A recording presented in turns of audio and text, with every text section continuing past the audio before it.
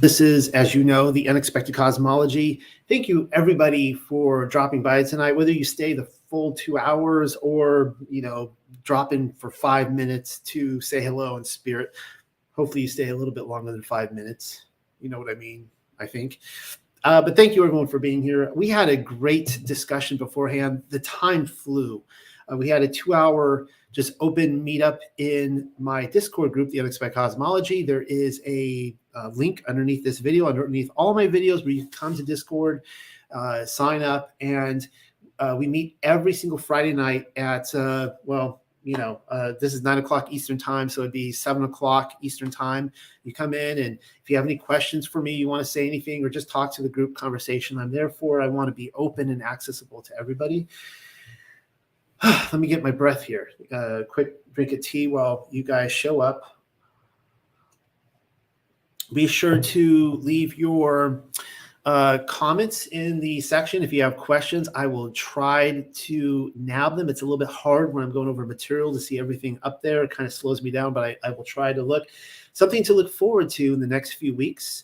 It's going to be a rotation of guests. I'm bringing on, of course, Pamela is going to be coming back. Michael is going to be coming back, but also their premiere here at TUC are two buddies of mine. I'll be bringing Dave on, and Polly Hart. Polly Hart and I go way back to the beginning of the Flat Earth movement. The guy is amazing. I can't wait to bring him on. He's an author of dozens of books. I think you'll love him. And let's see, what else? The conference. A lot of people ask me about the conference. No new news to give you, but I'm close. I feel like I'm this close to giving the green light. And so expect perhaps very soon for me to have some information on the first ever The Unexpected Cosmology Conference, hopefully 2024. No promises. We'll see. This is all Yah wills. So let me, before we get into this, because you guys know how I come up with all this material every single week, and I can never seem to get through it all. Bummer. But let me see here. Let me turn to the, I just wrote this article yesterday, Chess in the Millennial Kingdom. I can't wait to go over that. Oh, by the way, which reminds me is that over the last 6 months, I've been turning out a lot of polished videos, with just me talking, edited, all that stuff, with all these visuals. I think I'm going to be taking a break from that. I didn't release any new videos this week. I'm so behind in my work. I don't have time for it. So after this tonight, I'm going to be giving a presentation on the year 541 called the Year of the Apocalypse. Will not be turning that into a polished video, so please stay for that. And I'll be giving more, I think, going back to the way I used to do things, giving presentations. But I just want to show you in the store some of our new releases. For those of you who do subscribe, thank you for all the subscribers out there, everyone who gives to this ministry. And I hope to be doing this for many, many, many more years, just searching out the truth. So here's the first one right here, the 7,000-Year Timeline Deception. Yes, it's finally been made into a book, just released. This will be the February selection, among a couple others. So if you're a procrastinator, and because we hand out coupons at the beginning of every month. Some people procrastinate. They don't go right in there and purchase with their coupons. You can nab the 7,000-Year Timeline Deception with your January coupon if you haven't spent it yet.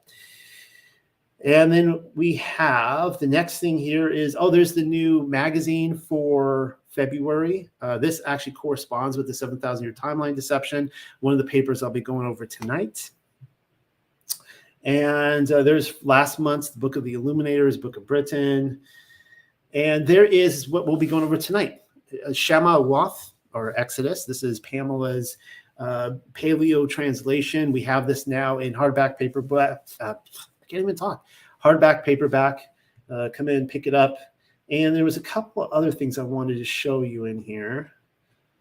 Oh, yeah. A lot of people have been asking us for, okay, well, here is the pink book there on the right, A Year of Feast. This is by our very own Elia. She is one of the admins at The Unexpected Cosmology. She harkens from South Africa, wonderful woman. And I really like her work. She's getting ready to turn out a very massive book based on like 15 articles or something, or 20. I don't know how many it's been now that she's written for the Unexpected Cosmology. And her work is about introducing the Torah to people because a lot of people, they go, oh, the Torah, that's scary, that's anthropological. And she's able to take it into a very practical, like how this applies to your life. So this one, we just have an ebook, and the book she's coming out with will be paper and hardback. And then here, because a lot of people ask, why don't you have any children's book at the Unexpected Cosmology? So here we're premiering the Hidden Treasure of the Dead Sea Scrolls. It's our first children's book that we are selling. So these are all new things to consider. And hopefully by next week, for right before February, we'll have yet another book to premiere. So all things to look forward to. Okay, let's get right into this. This is SHAMA'UATH, and I can never pronounce it right. Sorry, Miss Pamela. Week 15, I think this is. Yeah, week 15, Exodus chapter 10 through 13:16. Now, one of the themes we're dealing with is this idea of Perusia. And so in the New Testament, you know how like the word Trinity is never used, and people think that like there's this I'm not saying there is no Trinity, but the word is never used, right? So we're basing a doctrine on something that isn't there. It's the same thing with second coming. Did you know that it never says the second coming? And yet we refer to it all the time. And people will criticize me because I'm all about how Yahushua HaMashiach appeared over Yerushalayim during the War of the Jews, and Josephus documents it. And they're like, what are you saying, Noel? Like, what are we on now? The third, fourth, fifth coming? And it's like, I'll say like, yeah, maybe. I don't know. I mean, especially if Yahushua is Yahuwah. He has been seen. He has had his Perusia. He has come many times before. Now, what's interesting is that Perusia is a Greek word, and it is found in the Bible. And if you look up the definition of Perusia, you're going to find time and again it's going to say second coming. And you're like, wait a second. No. When the Greeks made that word, they did not define it to mean second coming. That's not what they meant. Okay, they were not trying to give the Christians a word to use for their Bible. So it means present presence, a being present, a coming to a place, presence, coming, or arrival. All right.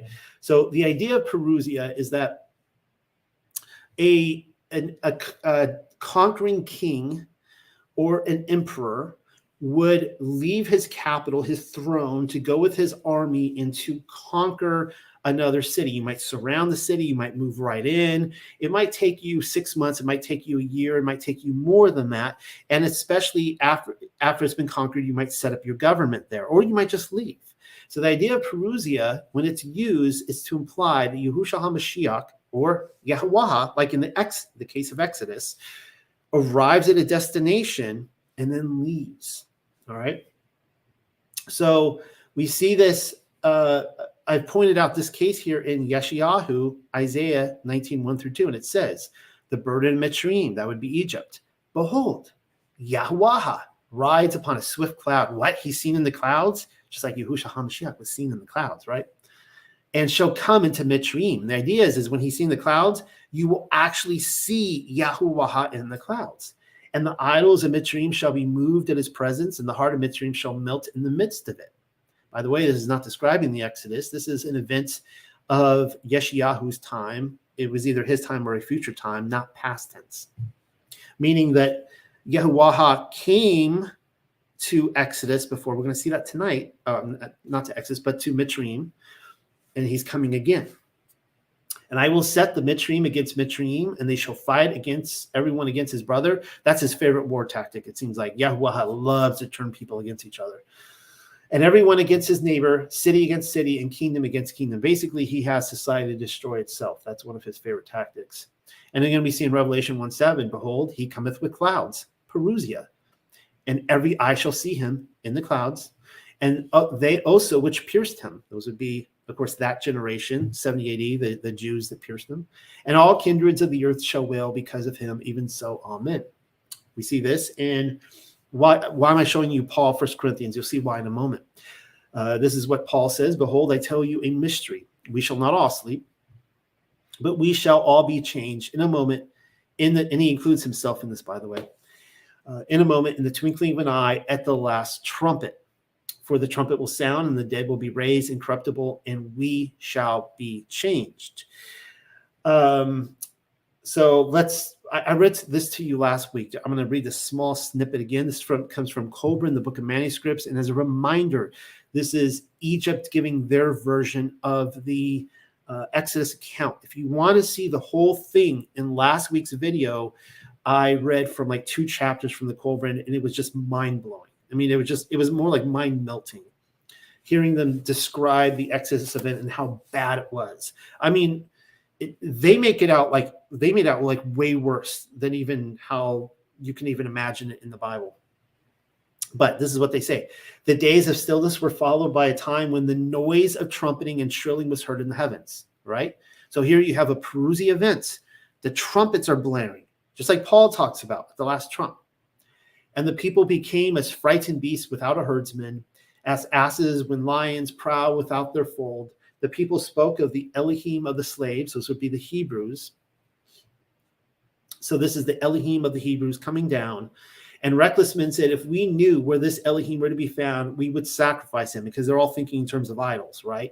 Meanwhile, Yahuwah is smashing and destroying all their idols. I think we'll see more of that tonight.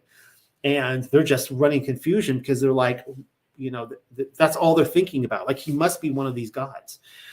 But the Elohim of the slaves was not among them. He was not to be found within the swamplands or in the brick pits, which is interesting because the Hebrews were in the brick pits. His manifestation was in the heavens for all men to see. You get that? Perusia, Yahuwah, was in the heavens, manifested for all men to see. But they did not see with understanding, nor would any Elohim listen. Those would be the gods of Egypt. For all were dumb because of the hypocrisy of men. All right. So let's start reading tonight. SHAMA'UATH, chapter 10. We'll finally get there, chapter 13, verse 16. For all of you tuning in, Shabbat Shalom. Thank you for being here. Well, I'm just, I guess, answer this question while it's here. I'll just pause and answer this. I was asked, how long have some of your viewers consistently kept Torah? That's a question I cannot answer because obviously I'm not in the homes of my viewers. Thank Yah, I'm not omnipresent. But how long they consistently keep Torah? I mean, I would imagine it's across the board. I know, I do know some of my viewers personally, and they're friends of mine, and I believe that they are passionate to keep the Torah. And then there's a lot of people in this community that are fakers across the board. And how has it impacted your social relations, if at all? Okay, that's a that's a whole discussion right there. Thank you for asking that. Some people, we lose our. When Yahushua HaMashiach said that, he was bringing a sword, and he said, depending on your translation, he's like, he who doesn't hate his father and mother, and he who loves them more than me is not worthy of me. And he's basically saying there that if you actually follow the narrow path and follow his commands, you're going to be hated. I mean, your family, they're going to turn on you and that kind of stuff. So I would say that the following the Torah is not it does not make you the life of the party, nor is it the more socially favorable thing to do. But there are so many amazing, if we're looking for, the acceptance of the world, we have a wide road for that. And the blessings have been such that this has been the happiest time of my life, hands down. Following the commands and discovering the truth of who Yahuwah has been the happiest time of my life. So I would never trade it in for all the family relations or the friends or the money in the world. All right. So let's start getting into this. And Yahuwah, the ever-living, declared to Al-Mashaha, that would be Moses, go into Pharaoh, given that I will make heavy his heart, and the heart of his servants, with 2 other evidences that I will fashion in their midst, that they might know that I am Yahuwah, the ever-living. Mashah and Aaron came to Pharaoh, and he said to him, Yahuwah Alahaya of the living ones, He has declared like this, until when will you refuse, resisting to my face, to send away my people to serve me? Given that you have refused to send away my people, behold me. Tomorrow I will cause locusts to come into your dominions.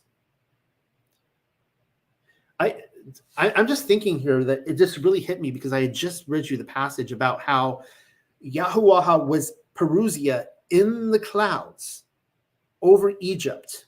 He was in the fiery pillar, and all of it.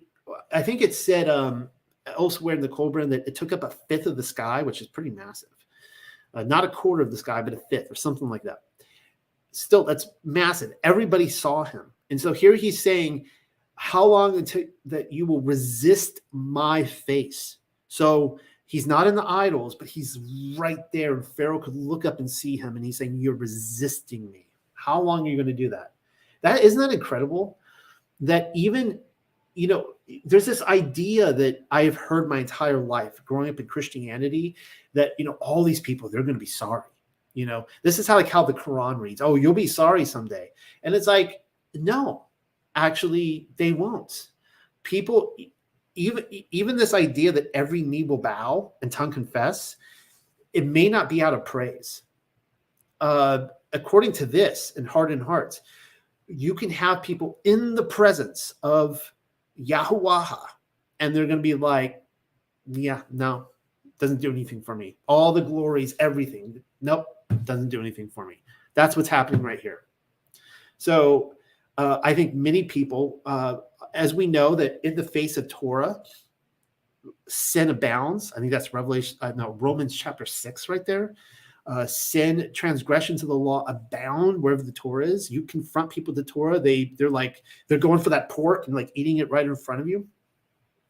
And people don't want righteousness at the end of the day. So people will choose death. People will choose eternal death. I really believe that. And my mouse here is not working for me. Okay, here we go. Given that you have refused to send away my people, behold me. So, and he could look out his window and behold them right there, right? Behold me. Tomorrow I will cause locusts to come into your dominions, and they shall cover the face of the earth, and no one will be able to observe the earth. And they shall consume the remainder of the ones escaping, the residue of what has been left to you from the hail, and shall consume all the sprouting forth trees which belong to you in the plains, and shall fill your house, and the house of your servants, and the house of all Matrim in such a way as you have never seen, or your fathers, or the fathers of your fathers, from the day you existed upon the ground to this day. And then he went away from Pharaoh and the servants of Pharaoh. How long, and the servants of Pharaoh, I assume they're talking here, how long will this go on with us to ensnare us? Send these men away to serve Yahuwah, their ever-living Allahayah. Do you not yet know that Mitzrayim is ready to perish? So his own wizards, the sons of Balaam at this time, are going like, dude, we lost, dude. Like it's almost like the end of the Second World War, where you had these kamikaze pilots, and they're going in, they're just on the just go in and smash these ships now and take them down. And in the Japanese, like the final Japanese are like, I don't want to die. The war is going to be over tomorrow. Like it's over. It's done. Like, just, can you guys see what's happening? It's over. There's no point in fighting going on now. That's basically what his wizards are telling Pharaoh. And Meshach was turned back, Aaron also, unto Pharaoh, and he said to them, walk, serve Yahuwah, the ever-living, your Allahayah, who are the ones walking? And Meshach said, we will walk with our young men and with our aged bearded ones. By the way, I love that Pamela, I've noticed in Exodus a few times where she calls them the bearded ones, and the Hebrews, they're referred to as the bearded ones. And so next time she comes on, or maybe she could put it in the comment section and talk about that. I'd like to hear more about that, because that would change a lot about how I and maybe some of us feel about beards, and is are beards mandatory? According to rabbinical Judaism, it is. According to some of the other Jewish groups they're not. But I would be very interested to hear more about that. And with our age-bearded ones, with our sons and with our daughters, and with our livestock, for a festival unto Yahuwah the ever-living. And he said unto them, Yahuwah, he will exist with you when I send you, you and your little ones. Observe him, for misfortune is conspicuously in front of your faces. Now, I want you to pay attention to what he's saying here, because I want to look at the different translations. And Pamela put here, for misfortune is conspicuously in front of your faces. That's actually, I take that as a threat. Okay, Pamela says, here, I'll put this under here. The bearded ones were the elders. It was considered a shame for a Hebrew man to be beardless. All right. For misfortune is conspicuously in front of your faces. The warriors only will walk now and serve Yahuwah, the ever-living, for that is what you are seeking. And they were thrust out from the face of Pharaoh. So Aaron and Moshe were thrown to the curb. They were thrown on their butts to the curb very rudely. And he's saying, yeah, all your elders, all your children, they're staying here. You can send the warriors. All right. Now, this is what's interesting, because I looked this up, and in Exodus, we're at Exodus 10:10. This is the Masoretic. The word that is actually used here is ra, or ra'ah, but it's ra. All right. So Pharaoh would say, when I let go you and your little ones, beware for evil before the face. And wait, where is it? Oh, yeah. Evil is actually ra. So it's interesting that in the Masoretic, the word for evil is the god Ra, the sun god. And it could be a play on words here. Now, this is I'm giving the Masoretic here. This could be a play on words, because Pharaoh could be saying, he's threatening him, saying, yeah, but the sun god Ra, he's always on your face. He's my God. Your God is Yahuwah, but I got the sun. I think that's what he's saying here. He's always going to be on your face. He's going to be following you. Wherever you go, he's watching you. And isn't it interesting that after this, we get the plague of darkness? This is what Exodus 10:10 says in the Aramaic Targum. And he said to them, this is Pharaoh talking, so may the word of Yahuwah be a help to you, but how can I release both you and your children? The evil offense is in the look of your faces. So it's kind of different there, how they interpreted that. You think to go onward in the way that you would walk, till the time that you shall have come to the house of the place of your habitation. It shall be not so as ye devise, but the men only shall go and worship before Yahuwah. All right, so a little bit different there. Okay, let's see what the Septuagint says. I got fascinated with this. I was just looking up Exodus 10:10 in every translation possible. And he said to them, so let Yahuwah be with you, as I will send you away. Must I send away you store also? See that evil is attached to you. So it seems like every single translation is saying something a little bit different. But nevertheless, I found it fascinating that in the Masoretic Hebrew, the word for evil is like Ra'ah, like the god Ra. And I think it's a play on words. And Yahuwah, the ever-living, declared to Mashaha, stretch out your hand over the land of Mitzrayim with the locusts. Oh, here, let me get rid of this this message here.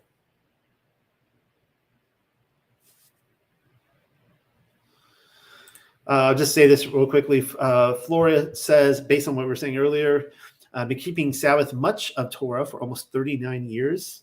Congratulations. That is a long time. With Sabbath group for sure, lose friends and conversation company who just want to debate it.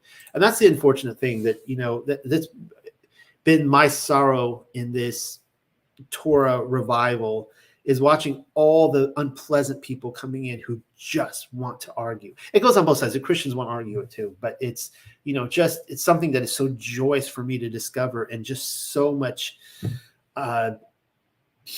just not joy, like just terror for other people. And then you get the Torah terrorist as well. Let's keep reading. And Yahuwah, the ever-living, declared to Mashaha, stretch out your hand over the land of Mitzrayim with the locust, and he shall come up upon the land of Mitzrayim, and he shall devour all the green herbs of the land, all which the hail has left. So Mashaha stretched out his branch over the land of Mitzrayim. And Yahweh, the ever-living, led a ruach east in Aratz, that would be the earth, all day and all night. The daybreak existed, and the ruach from the east had lifted up the locust. And the locust lifted up, spread out over the land of Mitzrayim, and he settled down upon all the dominions of Mitzrayim, and very heavy to their face. There had never existed locusts such as these, and never since has such existed. And he hid the eye of the whole earth, so she was surrounded with darkness. And he devoured all the green herb of the earth, all the fruit of the trees, which the hail had left, and no green thing was left on the trees, or green herb in the plains in all the land of Mitzrayim. Now, bummer, because this is harvest season. I'll be hopefully talking about that later tonight. So they have just been, when it's talking about every green thing, it's literally harvest. This is the time, this is the spring. And this is the time when all the mystery religions all across the earth celebrate the death and resurrection of their God, right? Just like we have with Yahushua HaMashiach at Passover in the spring. And so we're going to see next week when they cross through the Red Sea, the same sort of, well, we're going to see it starting tonight with the angel of death, but then we'll be talking about the angel of death. But when they go through the Red Sea, kind of a death, burial, and resurrection ceremony. And it's a bummer for Egypt because now they got a whole nother year to go without crops. And it would take more years than that to recover. And Pharaoh hastened to call out for Mashalha and for Aaron and said, I have stumbled against Yahuwah, your Alahayah, and against you. And, cry me a river at this point, right? And now lift me up, I pray you, from my misstep, this once only, and entreat your Alahayah that he turn away this death from me only. So they went out from Pharaoh and supplicated Yahuwah, the ever-living. That's really interesting there, that his phrasing, turn away this death from me only. And of course, he's an avatar of Ra on the earth. So, interesting. So they went out from Pharaoh and supplicated Yahuwah the ever-living, and Yahuwah the ever-living turned a very strong ruach from the west, which lifted up the locust, and she flung him into the Suap Sea. The number one there, Pamela puts a note that it's a mistranslation to call it the Red Sea. It's actually the Seaweed Sea. Let me just check here and make sure. Yeah, Seaweed Sea. And there remained not even one in all the dominions of Mitzrayim. So this is what Joshua read. I read this last week, but going over this really quickly again. In chapter 80, verse 33, and Yahuwah sent and brought numerous locusts into Mitzrayim, the Chazal, Salom, Chargol, and Chagoli. I didn't know those were different types of locusts. Locusts, each of its kind, which devoured all the hail and left remaining. I'm sorry, devoured all that the hail had left remaining. Then the Egyptians rejoiced at the locust. It's kind of funny scene, kind of sad and funny. Although they consumed the produce of the field, and they caught them in abundance and salted them for food. So they're like, there is enough locusts to feed us for a very long time. And so they're getting out the salt, and they're like crunching on these things. They're getting really excited before they can put it up to their mouth. And Yahweh had turned a mighty wind to the sea, which took away all the locusts, which we just read. They went into the Seaweed Sea. Even those that were salted, meaning they were ready to be consumed, nobody got to eat them, and thrust them into the Red Sea, or as Miss Pamela put in the Paleo, that the Seaweed Sea, not one locust remained within the boundaries of Egypt. But Yahweh, continuing to the Paleo, but Yahuwah the ever-living made strong the heart of Pharaoh, and he would not release the sons of Yasharel. Again, that should be everyone. If I don't feed you guys fear porn, but if anyone should have a fear, it is a healthy fear of Allah Hayam. That should be your fear, that he hardens your heart. If he did it to Pharaoh, he could do it to each one of us. I have seen it in real time. I'm sure you guys have too. It's a terrible thing to behold. To watch someone, usually it comes with pride, right? Pride goeth before the fall. They're proud or haughty or whatever, and you see their heart get hard, and their vision gets darkened. How darkened? Well, he could look out his window and he could see Yahuwah right there manifested before everyone, and it was just darkness to him, right?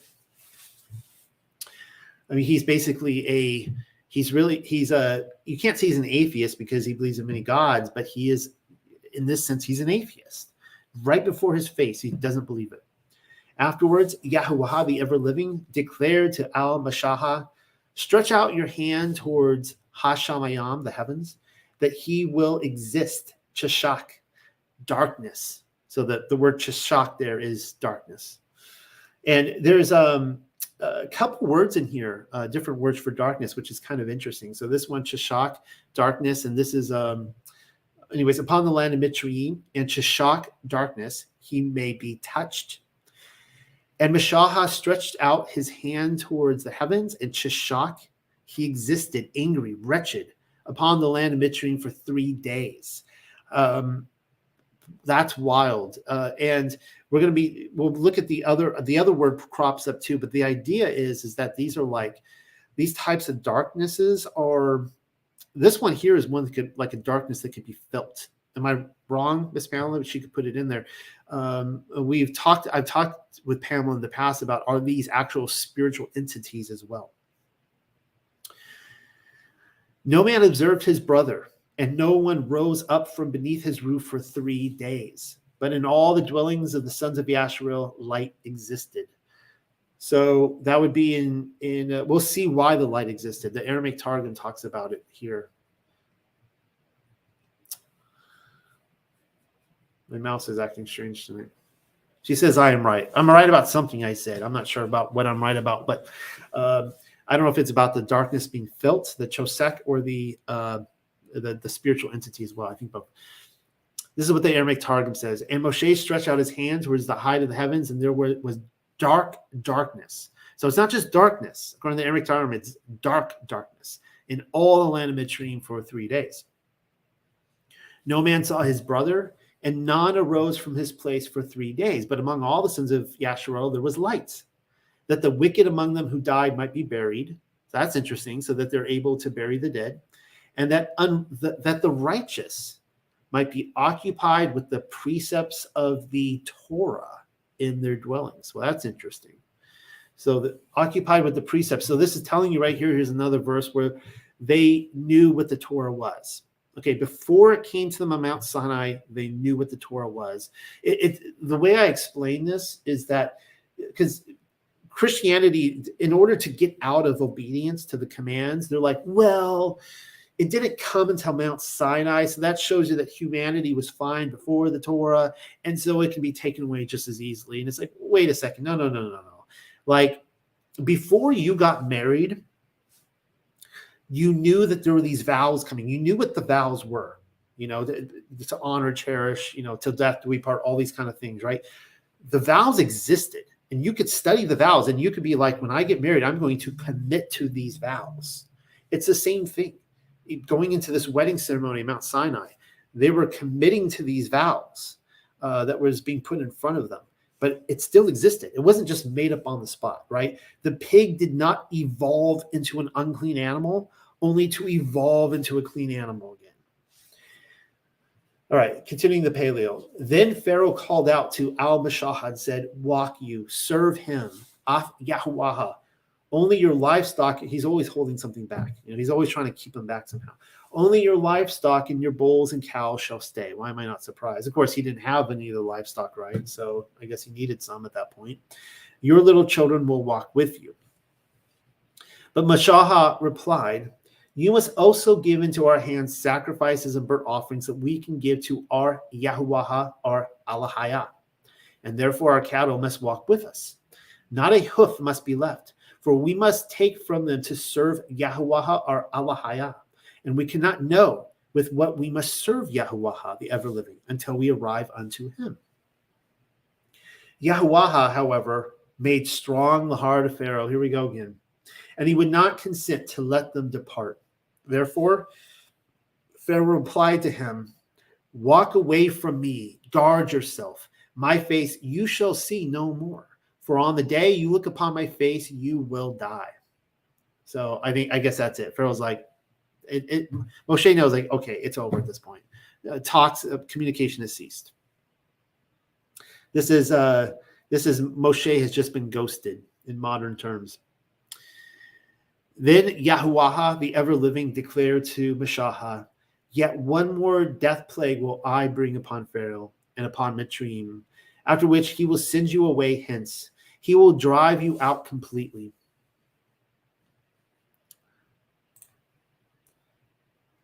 See, whenever I read the comments on here, then I lose my place.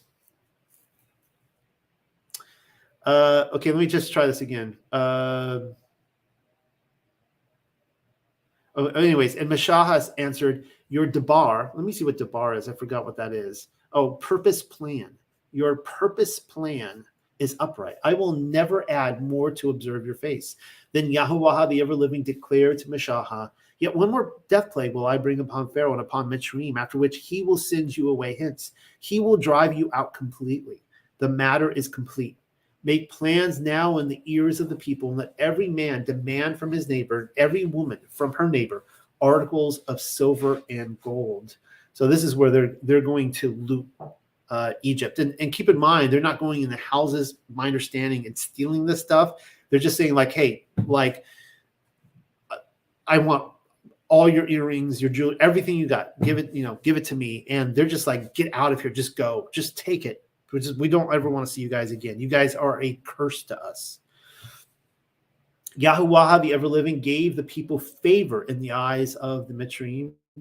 For the man, Mashahah, was very great in the land of Mitzrayim, in the eyes of the ministers of Pharaoh and in the eyes of the people. After that, Mashahah proclaimed, thus says Yahuwah, the ever-living, at the midst of the night, I will go forth into the middle part of Mitzrayim, and I will slay all the firstborn of Mitzrayim. Notice who's doing this here. This isn't. This really struck me as I was reading this. This isn't an angel coming, right? Some people have. I'll be talking a little bit about the angel of death, and some people have speculated as the angel of death, Satan or whoever. And I'll give you kind of different translations, but this seems to imply that this is Yahuwah himself. He is coming down. He's he's up there in the sky, but he is coming down out of the cloud, and he means business. He's going to be slain personally.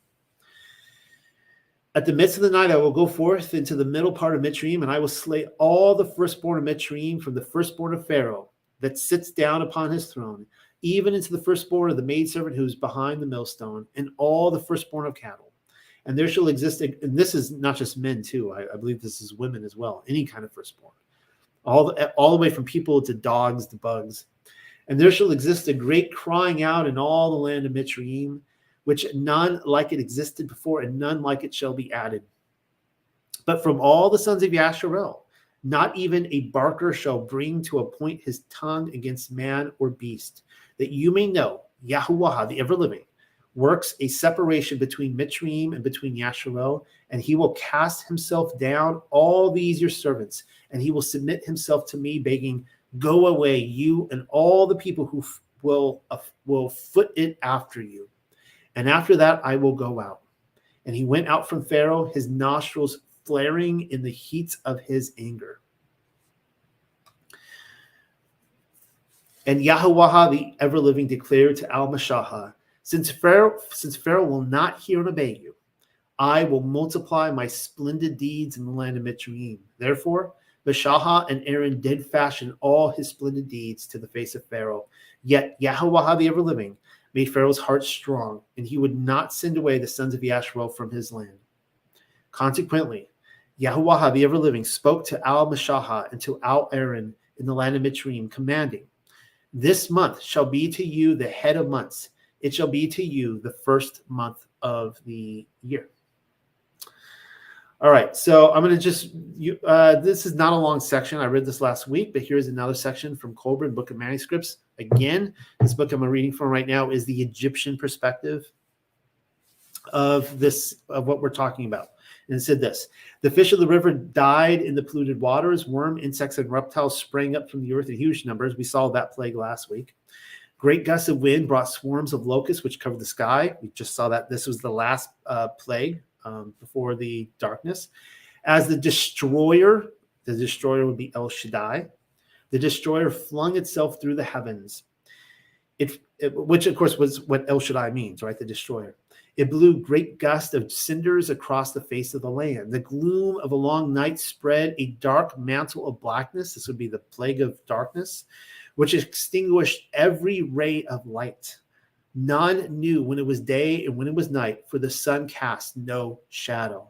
There was no distinguishing between day and night. Think about that. No stars, no moon, no sun. The darkness was not the clean blackness of night, but a thick darkness in which the breath of men was stopped in their throats. And this is what's so interesting about the translation that Miss Pamela put in, the chosek, which, as I said, was a type of darkness that you could actually feel it. Like you could reach out and you could just feel it everywhere. You can't even breathe, right? It says here that it was a darkness in which the breath of men was stopped in their very throats. I can't even, it's hard for me to even envision that.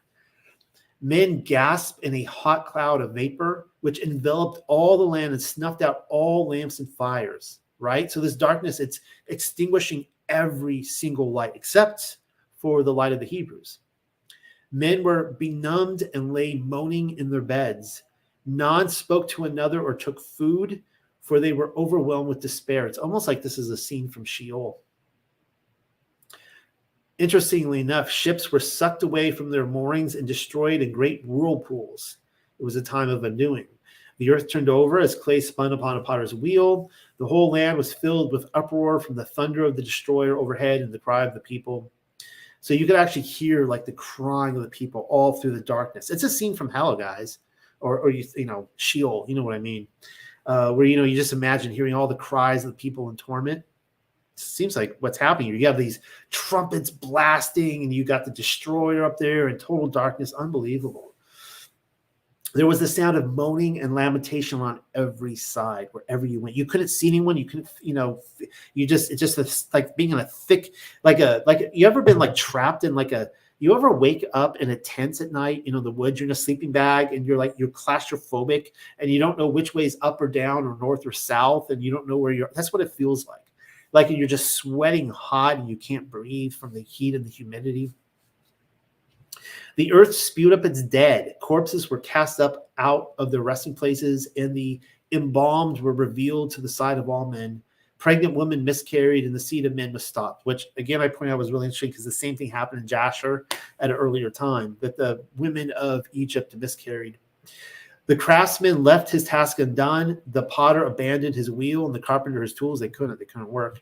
And they departed to dwell. They departed to dwell in the marshes. I mean, think about that. Like the marshes might have seemed nice by that point, right? It had to be pretty bad if you want to go live in the marshes. All crafts were neglected, and the slaves lured the craftsmen away. I believe those would be the Hebrews there. The dues of Pharaoh could not be collected, for there was neither wheat nor barley, goose nor fish. All right, I don't need to read that last paragraph. Oh, this is good here. I always say that, but then it says in the last sentence, terror was the companion of men by day and horror their companion by night. Of course, they couldn't tell the difference. Men lost their senses and became mad. They were distracted by frightfulness. Book of Manuscripts. Continuing on, the institution of the Passover. Set your words in order until all the appointed gathering of Yasharel. In the decade of months, every man shall take to themselves a sheep or goat, according to each father's house, a sheep or goat for a house. And if the houses exist too little, too weak, or too few for a sheep or a goat, then let him and his neighbor who is nearest to his house, calculating the number of nephash, according to each's eating, you shall estimate the sheep or goat. So, I live in one of those kind of houses where I do not have a farm. I do not have even a fence. I do not have a barn. I don't have places for sheep. So what happens with Passover? Well, I have tour people. I live in South Carolina during the spring, and there's not a lot of people in South Carolina, period. Miss Pamela was at my house a couple other people listening tonight were at my house last Passover, and they went with me. We actually had 2 Passover meals, which is awesome, back to back. And we actually went about 30 miles down the road, 30 minutes or so down the road to the house of a Torah couple, lovely couple. And we went and had, we used they actually, for the first day we used their sheep. And then the second day they killed another lamb, and we had that as well. So it was really good. Let's see. A sheep or goat must be perfect, whole, complete. I did have goat one year too for Passover. It's kind of interesting. a male having completed 1 year in life. He shall exist to you until the 14th of the month. And all the gathered assembly of Asherah must kill it between the dusks. That would be morning to evening. Rabayam. Then they shall take hold of the blood and shall gift it onto the 2 doorposts and on the upper doorpost of the house where they eat it. Now, for all the people out there saying, imagine if there were Hebrews, sons of Yashua, were like, we believe, we got grace, we believe, but they don't do anything about it. It doesn't say here that you just have to believe Moshe or Yahuwah. It's like you got to fulfill this command. I mean, if you don't do this command, you're going to be dead, right? Or you're going to be dead, or maybe your wife, if she's a firstborn, is going to be dead, or your firstborn child, your firstborn dog, your firstborn, everything is going to be dead, right? Your firstborn hamster, everything. They shall take hold of the blood and shall gift it onto the 2 doorposts, as I just read, and on the upper doorpost of the house where they eat it. And they shall consume him, the flesh, in that le'alaha, night. So there's the second word for night, le'alaha. And this is actually where we get the word Lilith from. And le'alaha is, I believe, another spiritual entity. And this is where we get like lullabies from. Roasted with fire and with sweet unfermented bread upon bitter herbs shall they consume it. You shall not eat any part of it raw, half-cooked, or boiled in water, but only roasted over fire. For anyone who wants to know, what do I do at Passover? These are the instructions right here, okay? Don't eat it raw. Don't boil it. You got to cook it over a fire. You got to kill the lamb between morning, evening. You don't leave anything till the morning. It's about to say that right here. But only roasted over fire, his head, his legs, and over the middle of the thing. All right. So you cook the whole thing over fire. And you shall not let any part of it remain until daybreak. All right. So you're having your Passover meal, sunset. It's a big feast. Obviously, as a family, you cannot consume a whole lamb. Maybe you have cut this lamb up and distributed it amongst many families, and you still can't eat it all. What do you do with the rest of it? You burn it. None of it can remain till the morning. You shall burn him in fire. So that's it right there. So anything that remains, you burn in fire. For those of you who came to my house, was it 2 or 3 years ago now, we had leftover lamb, and we're like, what are we going to do with this? Well, the answer is burn it, right? So we take it out there to the fire. Polly Hart, who's going to be on the show in a couple weeks, he tries to get a fire going. Long story short, he finally lights it. We get the lamb in there, and it's an amazing, like, savory smell that's going up. And I live on an alligator preserve, so this this really naughty alligator was he like, you could see its nostrils flaring, and its eyes were just so intense, and it was going up and down, back and forth, and we were guarding the lamb. This is like, no, this lamb is going to Yahuwah. This is not your lamb. And it was like, if we weren't there, if we got up and left, it would have come right up there. No doubt in my mind, it would have just gone up there to the fire and got it, tried as best as it could. And in this manner shall you eat it. Your waist girded up, sandals on your feet, and your branches in your hands. So that's, the other thing. When you eat your meal, you're dressed up. You're ready to walk out that door, right? In case the Exodus happens all over again. And you shall eat him in haste. He is the Pesash unto Yahuwah, the ever-living. Yeah, there's Polly right there. Weird fire story. It was crazy. Now that he commented on that, yes, I did just say I actually technically do live on an alligator. It's a preserve for alligators. It's a nature preserve, but the alligators. There's a lot of alligators are all protected there.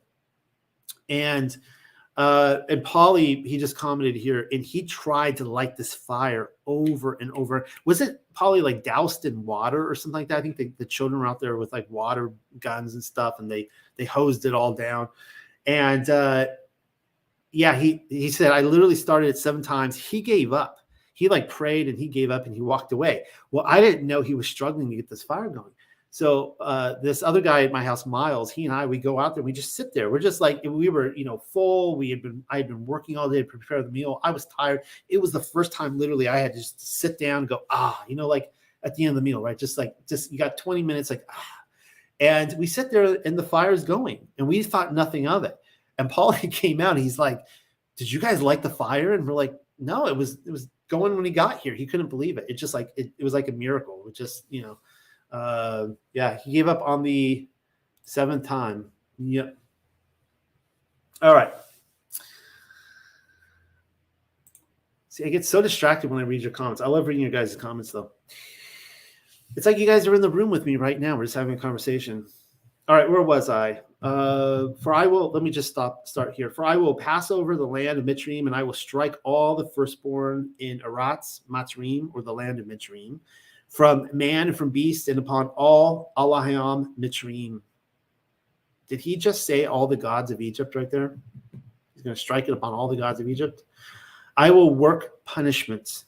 I am Yahuwah, the ever-living, and the blood, he shall exist to you of a powerful side upon the houses you are therein.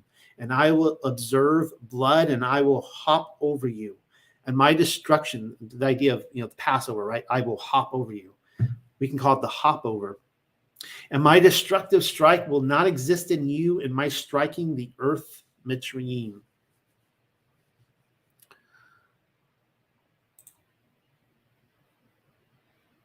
Oh, yeah. Another alligator story. Pamela said that she says, I never realized how loud alligators were until I visited Noel. I tell this, now she was in Florida at this time, and I tell this to Floridians all the time. They're like, what are you talking about? We live in the land of alligators. Florida is literally the land of alligators. I'm like, you don't hear them? They are so loud. They will, Sarah and I, we live upstairs, and our bedroom goes out to the back balcony, which right over the water, literally right over the water. And they sound like a motorboat. They are that loud. If you can imagine how loud a motorboat is when it races by, it is this loud growl, like a gurgling engine.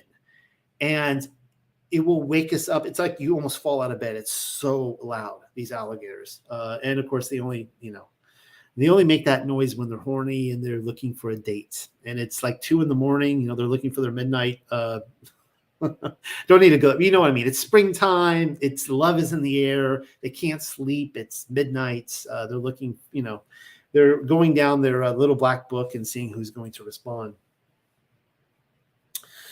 And this day he shall exist to you for a day of remembrance and a feast, dancing, leaping, being giddy, as a powerful sign, a festival unto Yahuwah the ever-living throughout the circuits of the ages, to time of long duration. She will keep hachag unto him. So it's really interesting here. He's saying that this is going to be a day of remembrance, a feast of dancing and leaping. That's what the Egyptians should have been doing right now. They should be having their spring feast. So this is when the Nile River overflows and they have their corn harvest, and they go out there and they worship their gods, and they have these big mystery pageants and all that. And they're not, right? They're mourning in the darkness. And he's saying, what they normally do, this is what you're going to be doing this year. 7 days only shall you eat sweet, unfermented bread. And so, of course, by time you start your Passover meal, anyone listening to this, if you haven't done it before, and we're coming up on Passover in just like 3 months here, so this is good to know information. You want to make sure that all the leaven is out of your house. Anything that's been activated leaven, it has to be out of every cabinet. You have to have it out for 7 days. And it's pretty strong language what it says here. In the first day, you will cease fermented bread from your houses, given that anyone eating fermented bread from the first day until the 7th, she will cut off that nephash, that soul, from Yasharel. So it's a very serious offense. If you are in a covenant relationship with Yahuwah, you keep his feast, you have your Passover lamb. We're going to see more a little bit about that tonight. You guys know Yahushua HaMashiach is the lamb. And you do not eat any leavened bread for 7 days afterwards. So the first day, a kuda uwash, an established set-apart meeting. And the 7th day, a kuda uwash, established set-apart meeting shall exist to you. all malakaha, let's see what that says here. The malakaha is a prescribed service or work, especially that of an artisan or smith. Okay, so all work of the smith, the blacksmith, or any artisan shall not be done in them. So these are high Sabbath days.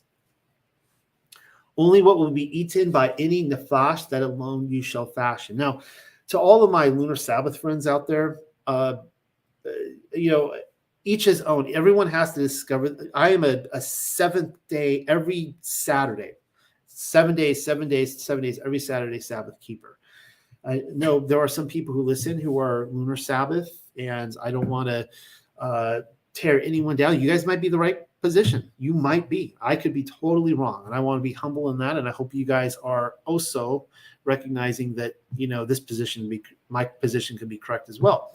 But this is one of the things that doesn't really add up to me. Is that it's like the lunar Sabbath, they'll call this the solar lunar crowd, will say that all these high Sabbaths happen to fall on the regular 7-day Sabbath anyways. And for me, it's like, well, then why bring it up? It's like, already, if I'm already keeping the Sabbath, why is there such an emphasis on do not work on these days? By the way, there's these high Sabbath days, do not do any work on them. But it'd be like, well, I thought I already wasn't doing any work because I'm already keeping the Sabbath. So to me, when I read these seem like these are special days that fall on the lunar calendar that, are different every single year to, keep a watch out for. Again, I could be wrong, and I'm willing to be. Therefore, safeguard these days of unfermented bread. On account of the bone of these days, I will make your armies to go forth from Arat, the earth, the land of Mitzrayim, and you shall guard as a powerful sign this day throughout the circuit of the ages. Now, most translations are going to say forever, and I think it's really interesting because I've looked a lot at the idea of forever, and I must say I'm really intrigued and fascinated by Pamela's translation of the circuit of the ages. And the idea of a circuit, right? The sun is on a circuit, it goes around. You think of like a horse race, the horse going around a circuit. And so it's not, Hebrews didn't see time as linear, right? It's circular. So you keep it throughout the circuit of the ages, and there's no time period on this. It's the ages, and it's a circuit. It keeps going around. There's no like, it doesn't say 3, 4 circuits, 100 circuits, 1,000 circuits. You just keep doing it. It's unending. So in that way, you could say forever too. But I love how she put the circuit of the ages.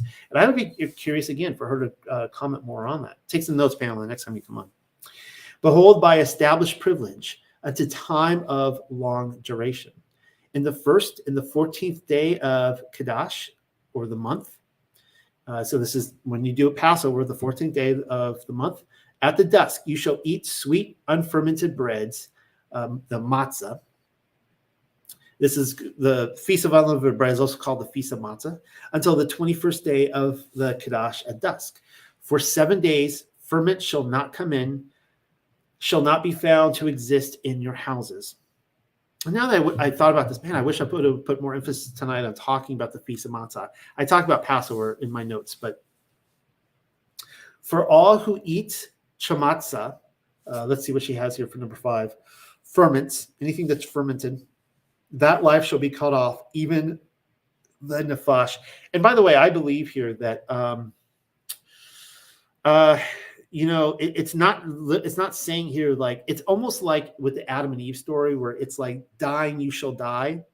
And Satan, he came back and with a lie, he twisted. It's like, did he really say you would die? And Adam didn't die on that day, but he kind of did, because he had a spiritual death on that day, and he was cast down, and he began the process of dying. Dying you shall die, right? So when I read this, I think about it as the same kind of prophecy with Adam and Eve. The thing of, you break this command, dying you shall die. You will die if you break this command. You will, and there's a cutting off that's very serious. I think it's an eternal cutting off. You may not experience it in this lifetime, but this is serious, guys. Like, keeping these commands, you will be cut off. If you want then go find some other God, and good luck with that, right? Get in a covenant with another God if you don't like it. But if you want to be in a covenant relationship with Yahuwah, this is what he says, and it's very serious. Okay, so the life shall be cut off, even the nephash, the soul, from the gathered assembly of Yasharel. Whether a stranger or native born of Ha'arat, you shall not eat any chamatzah in your dwelling places. You shall eat matzah. All right, so let's see. What is this here? Oh, yeah. Okay, so let's start talking here. We have the lamb, the Passover lamb. Let's take it to the next step, Hamashiach. This comes from the Bezorah Yochanan, the Gospel of John. Therefore, because it was preparation day, right? So we're preparing for Passover, getting ready for the Feast of Matzah, that the body should not remain on the cross on the Sabbath, for that Sabbath was a high day. So isn't that interesting? So for me, this is one of those things that actually, again, gives the case for what I would call the 7-day Sabbath every Saturday, Sabbath every 7 days, 7 days, 7 days. And then you have these high Sabbaths in here. So he's, according to this, if I were to take this as a lunar Sabbath approach, I mean, I've looked at this and I've tried to make sense of this in the lunar Sabbath. It would be like the next day is Sabbath and he resurrects right away. He resurrected on the Sabbath, but he didn't resurrect on the high Sabbath. So you had a high Sabbath and then you had a non-Sabbath day. You might have had a couple non-Sabbath days, and then you had a Sabbath day. So they're getting ready for the high Sabbath, the first day of the Feast of Matzah. Remember, it's the first and the last day, right? The Jews asked Pilate that their legs might be broken and that they might be taken away.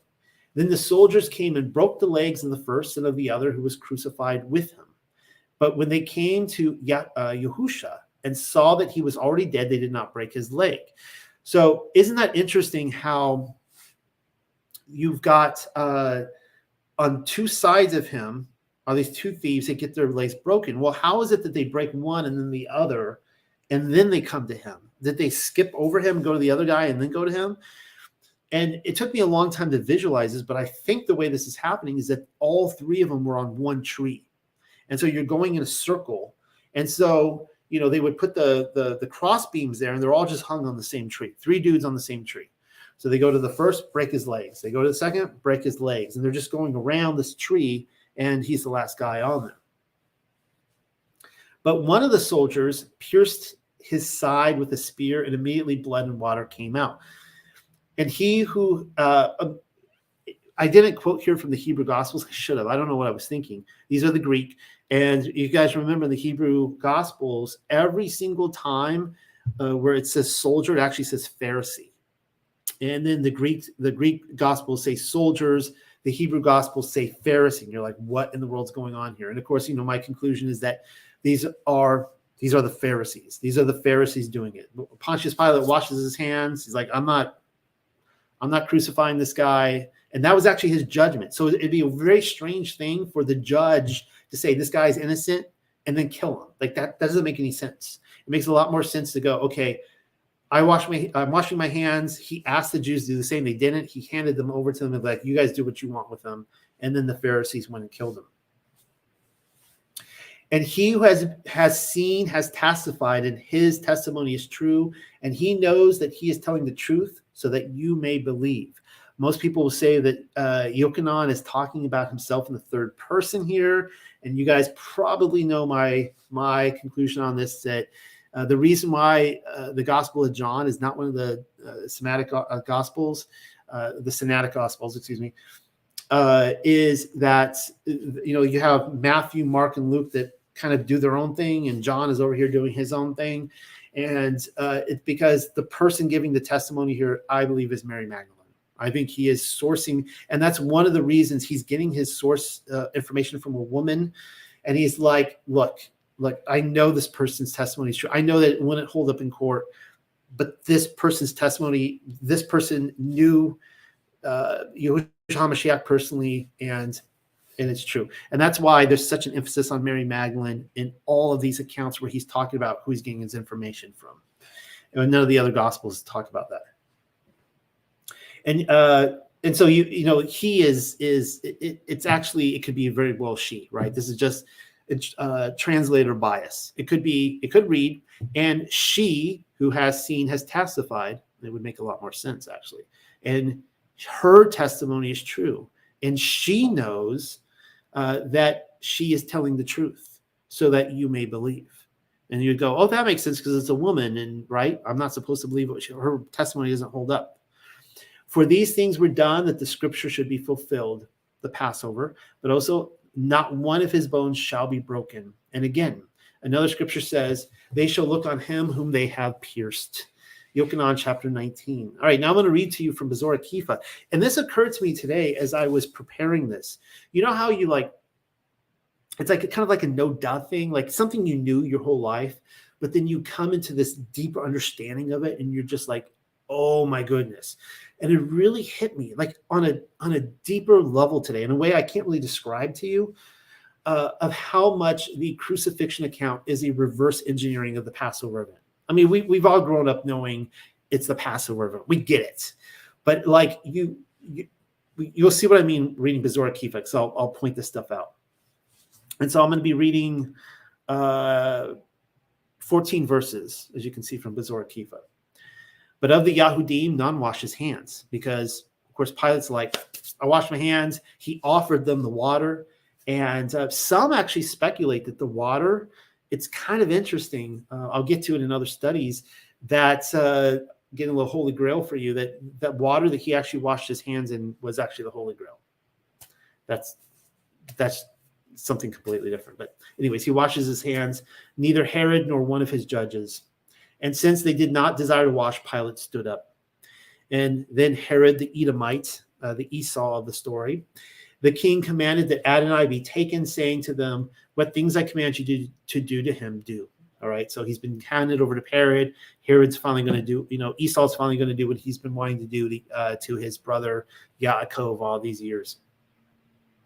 But Yosef, the friend of Pilate and of Adonai, had been standing there, and knowing they were about to crucify him, he came before Pilate and requested the body of Adonai for burial. Notice that the order is a little changed, right? Because in the Gospels, it doesn't talk about him asking for the body until after his crucifixion. And Pilate sent to Herod and asked for his body. And Herod said, Brother Pilate, even if no one has asked for him, we purpose to bury him, especially as the Sabbath draws near. This, of course, is a lie. They were going to do worse things to him. For it is written in the Torah that the sun should not set upon one that has been put to death. And also, I talked about this in my Bezorah Kifa study. This actually, I believe that the Gospel of Peter is totally legit. And it actually explains the crucifixion a lot better. One of the big criticisms that have been pointed out is that if a Roman governor like Pilate were to crucify a body, that body is now the property of the state. You cannot just get the body. And not only that, if Pilate were to try him, there has to be an execution wait time of about 3 days. They could not execute him by Roman law, could not do it on that day. But the Romans didn't crucify him. And the reason Joseph of Ramah could get his body is because, again, the Romans didn't do it. Pilate is demanding the body from Herod by law, saying, I am your authority. I want his body. I'm giving it to this guy here. And Herod the Jews did not want to give it to Joseph of Ramah. And he delivered him to the people on the day before the feast of Matzah, meaning Passover is that night, first high Sabbath the next day. And they took Adonai and pushed him as they ran and said, let us drag away the son of Elohim. This is like so demonic here. Like the demons are actually speaking to them. They're pushing him and kicking him, and let us drag away the son of Elohim, having obtained power over him. And they clothed him with purple. Isn't that fascinating? Like it's like the Yahudim are oh man, like that scene. It sounds like just a creepy horror scene from a movie. And they clothed him with purple and set him on the seat of judgment, saying, "Judge righteously, O King of Yashua." I think I'm not sure if I actually think he's in the temple here, but he could be on Pilate's seat at this point. Not quite sure which. And one of them brought a crown of thorns and put it on the head of Adonai. And others stood, and the idea is that this is like a briar patch. Okay, they're not like taking the time to carefully stitch a really pretty looking crown like they show in the movies. Like they're taking a briar patch and just shoving it on his head. And others stood and spat in his eyes, and others smote his cheeks. Others pricked him with a reed, and some scourged him, saying, with this honor, let us honor the son of Elohim. So what they're doing now is this is Passover. And this is what I'm talking about, reverse engineering. They are now taking the perfect lamb of Elohim, and they are and they're just, total disrespect. They're supposed to take a perfect lamb, right? Which they are, and they're just trashing this thing. Total disrespect. This is reverse engineering it. And they brought two criminals, and they crucified Adonai between them, but he held his peace as though having no pain. That line there, having no pain, I'm telling you right now, that's an Essene thing, right? The Essenes, according to Josephus, would claim that it was their goal to express no pain when they died. And in fact, many of them, they would apparently laugh when they died. Because they were saying that my body is dying, but my soul is divine and eternal.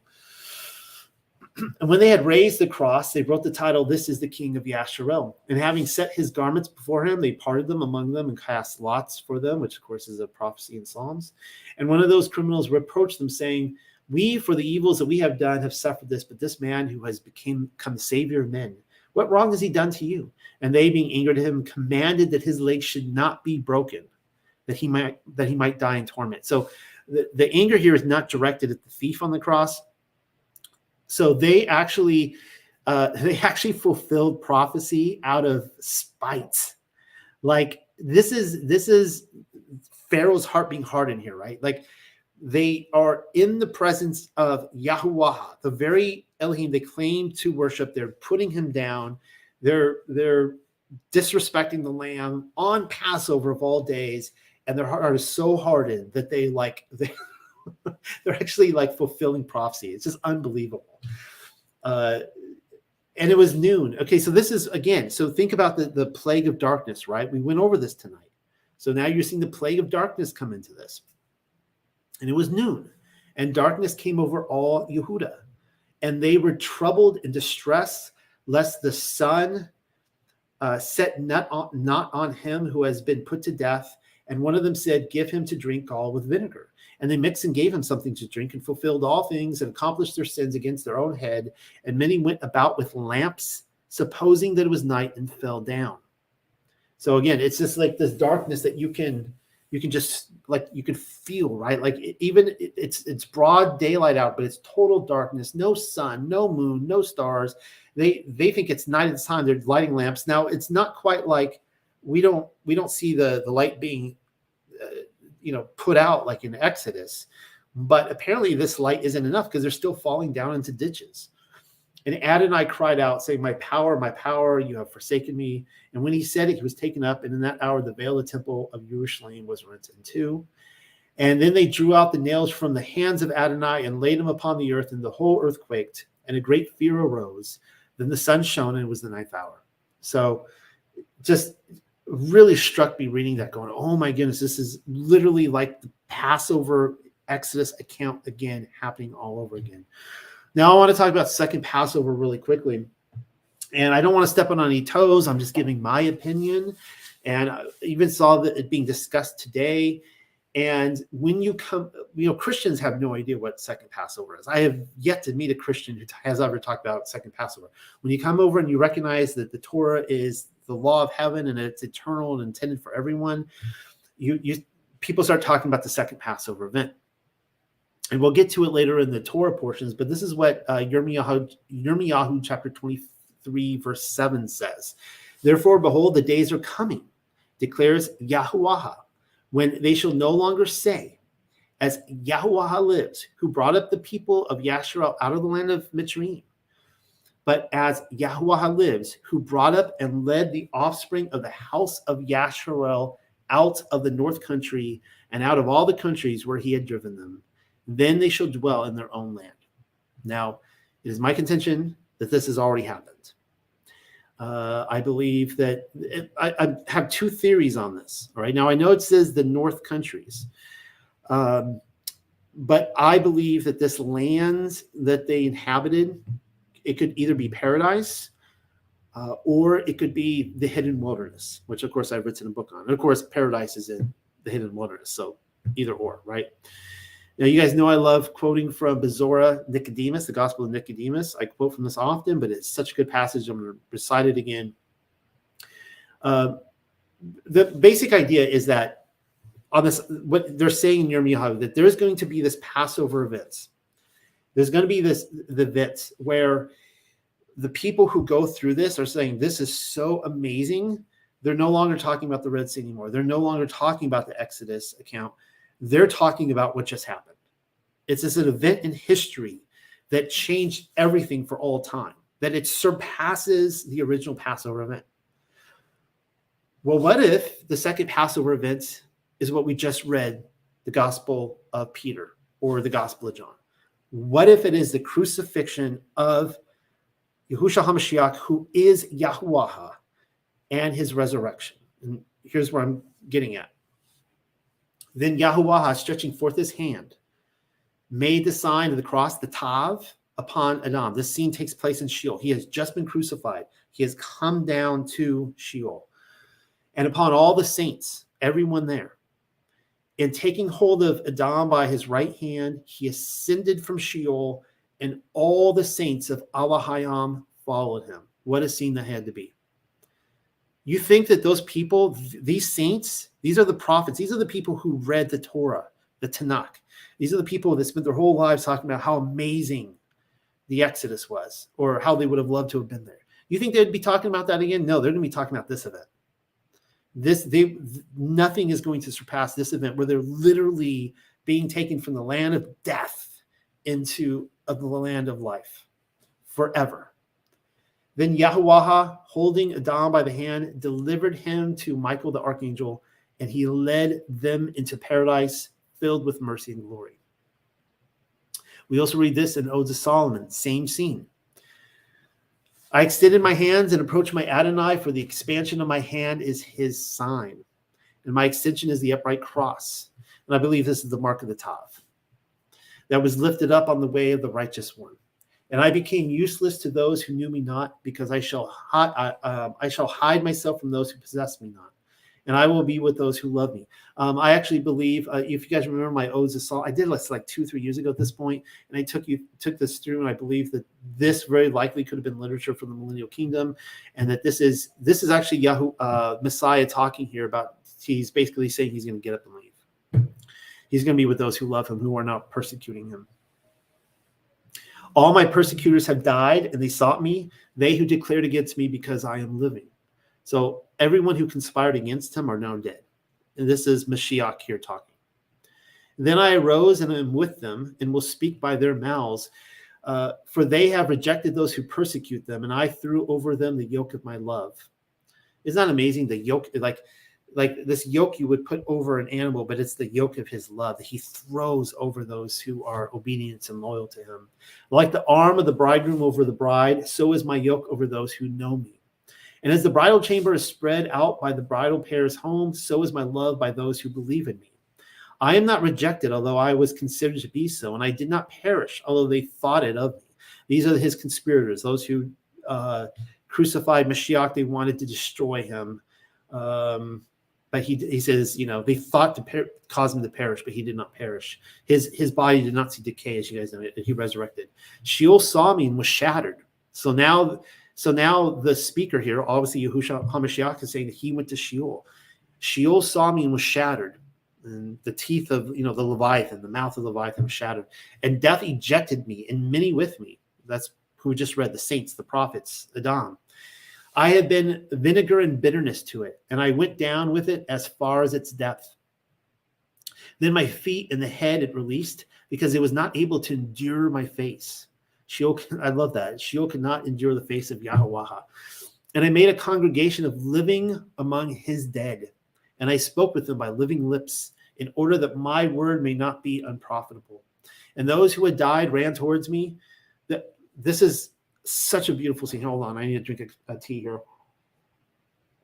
The scene is in Sheol, and it says, and those who had died ran towards me, and they cried out and said, Son of Elohim, have pity on us. What a beautiful scene that had to have been. Why has this never been made into a movie? And deal with us according to your kindness, and bring us out from the bonds of darkness, and open for us the door by which we may come out to you, the hell mouth, the door. For we perceive that our death does not touch you.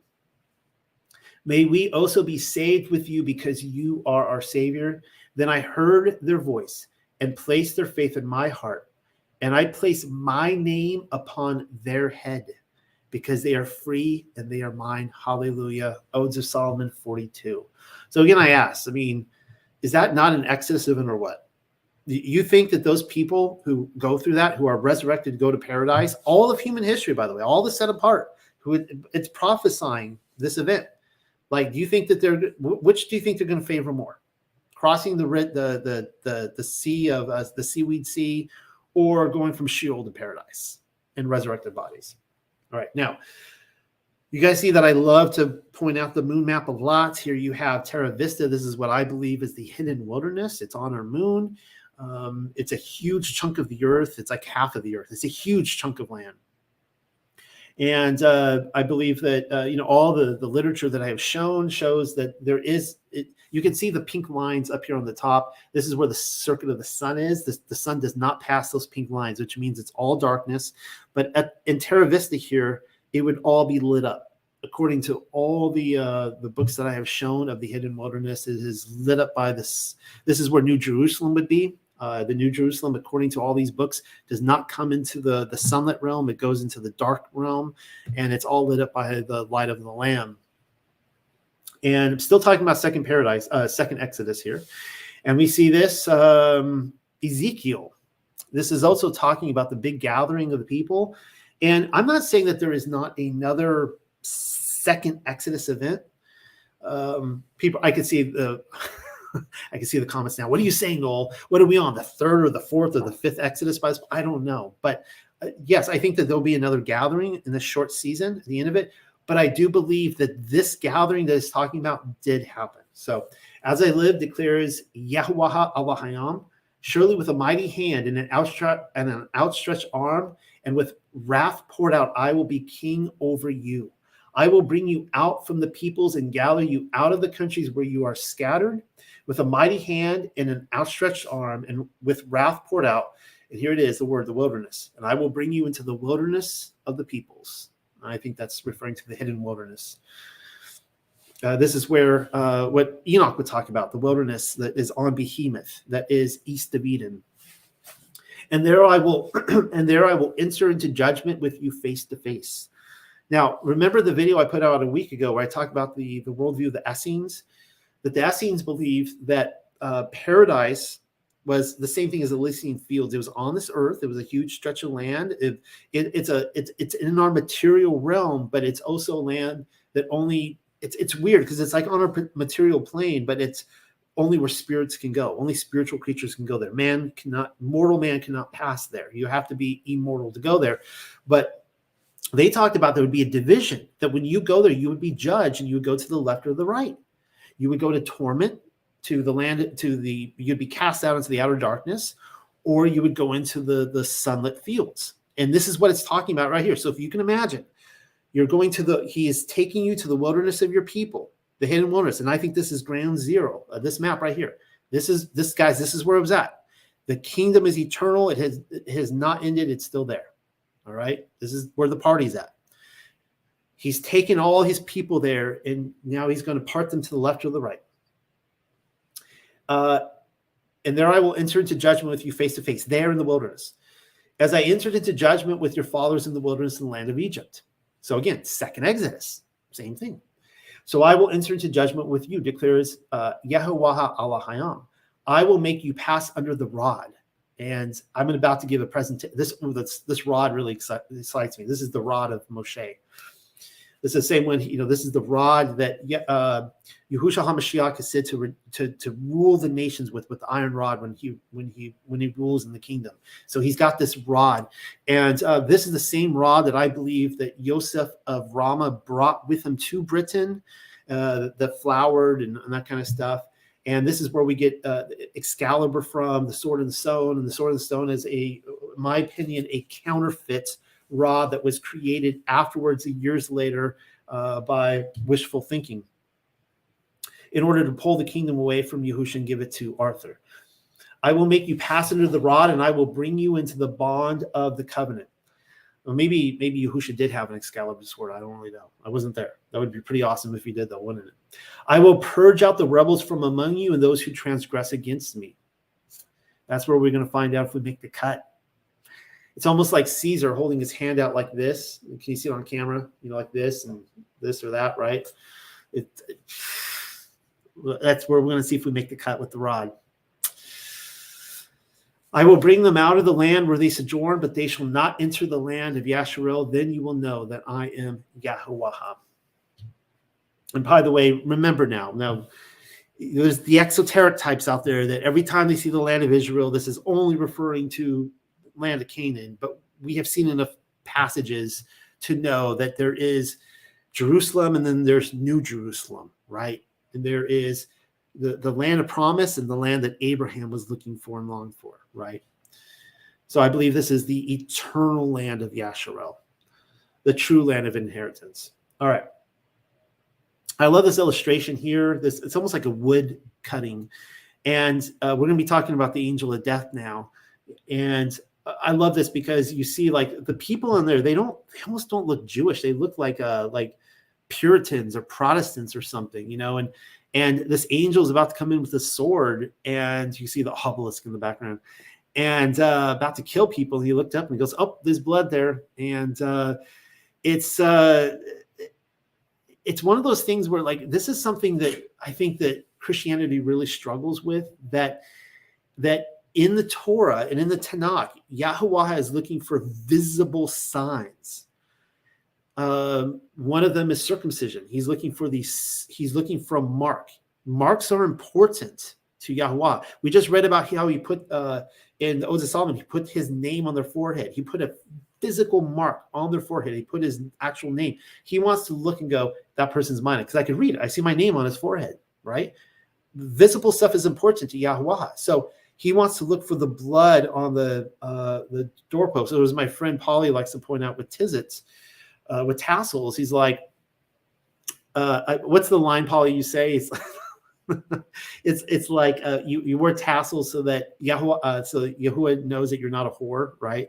And it's like if you're not wearing them, does he know that? Does he know you're not whoring after other gods? And visible signs are very important to him. All right, so jumping back into the Paleo, Bashaha then called out for all the bearded ones of Yasharel, declaring, according to Pamela, she said, these are the elders of Israel, the bearded ones. Draw out and take for yourselves a sheep or goat for your families, and kill the Pesach, the Passover lamb. And take for yourselves a bunch of hyssop and dip it in the blood which is in the basin, and strike the lintel and the two doorposts with the blood which is in the basin. And none of you shall go out of the door of his house until daybreak. And Yahuwah, he shall cross over to strike Mitzrayim, and he will observe the blood on the lintel and on two doorposts. Then Yahuwah, the ever-living, will hop over the opening, and will not all injury to come to your house to strike it. And you will safeguard as a powerful sign. There's that sign again. Had Dabar, the word set in order, the plan, for an institution for you and for your sons to time of long duration. All right, so this is where it really struck me that it's saying here, it doesn't say here the angel. It says, then Yahuwah, the ever-living, will hop over. He will pass over the opening and will not all injury to come into your house. It's not saying that he's sending another angel. He's not sending Satan. He's not sending some other angel. He is, apparently, if I'm reading this right, he himself is coming to do the killing, right? He's got the rod type of ordeal, right? And you either go to the left or the right. You either pass the test or you don't. And the test here is pretty straightforward. He's not lifting the skirt to see if you're circumcised. He's not seeing if you kept the last Sabbath. He's not seeing if you have bacon in your house. The one command here is that, did you obey the command and put the blood of the lamb on your doorpost? That's it. Now, the Aramaic Targum says this: for the glory of Yahuwah will be manifested in striking the Mizraim, and he will see the blood upon the lintel and upon the two posts.